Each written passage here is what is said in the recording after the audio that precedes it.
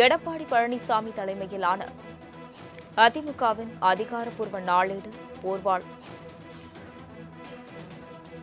போர்வாள் என்ற தமிழ் நாளிதழை அறிமுகம் செய்து வெளியிட்டுள்ளார் எடப்பாடி பழனிசாமி. இதுகுறித்த கூடுதல் விவரங்களுடன் செய்தியாளர் ராஜேஷ் இணைப்பில் உள்ளார். ராஜேஷ் வணக்கம். சென்னை பசுமை வழி சாலையில் உள்ள இல்லத்தில் போர்வாள் என்ற நாளிதழை எடப்பாடி பழனிசாமி வெளியிட்டுள்ளார். இதுகுறித்த கூடுதல் விவரங்களை வழங்கலாம்.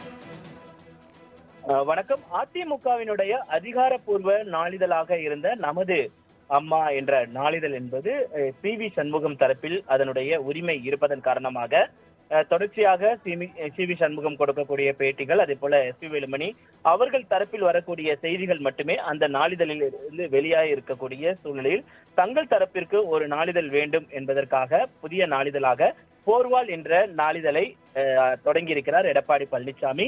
இதற்கான முன்னோட்டம் என்பது தற்பொழுது வெளியாகி இருக்கிறது. அதனை தனது பசுமை வழி சாலையில் இருக்கக்கூடிய தனது இல்லத்தில் அவர் அந்த போர்வாள் என்ற பத்திரிகையினுடைய நாளிதழினுடைய அந்த முன்னோட்டத்தை தற்பொழுது அறிவித்திருக்கிறார். அதனுடைய காட்சிகள் தான் தற்பொழுது வெளியாகி இருக்கிறது.